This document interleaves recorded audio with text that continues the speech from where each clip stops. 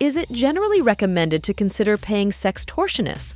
Or are there potential risks that people should be aware of before making such a decision? Yeah, there's a lot of risks. I mean, running from having to pay these people anyways, right? They're criminals, so paying them is never going to solve any issue. You know, there's tons of things you have to look out for, like they're never stopping. You have to always pay these people, and they can still do what they said they're going to do. Can you share any instances where individuals chose to pay sextortionists, and what were the outcomes or consequences of their choice? Well, the outcome of their choice was it's still getting posted. I'll never forget, it was a case we dealt with a couple years ago. He paid them $10,000 over a course of a year, a little bit over time, right? What's $50 a week, but it added up. And once he stopped paying, they got really upset and they just set it out. There was a very awkward conversation trying to have with them, saying like, you know, this is what you have to, worry about. You can run into these kind of issues and there's nothing you can do.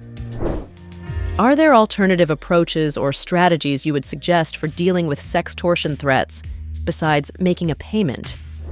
Yeah, I mean, you can just lie. So you can tell them, hey, I don't have the money right now. The main goal is to stall them for as long as possible until you can get some help from us.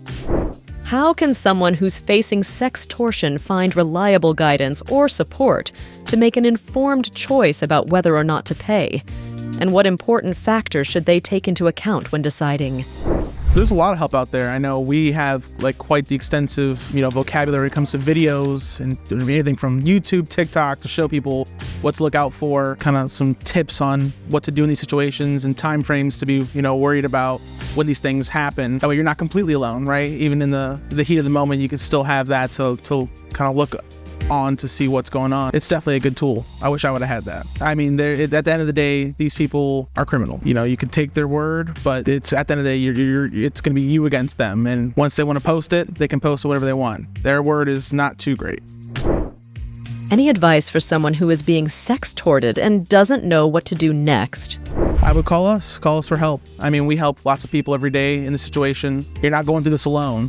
So that's the one thing to remember, right? There's more to life than just this one moment, right? It's one bad moment and it will go away eventually.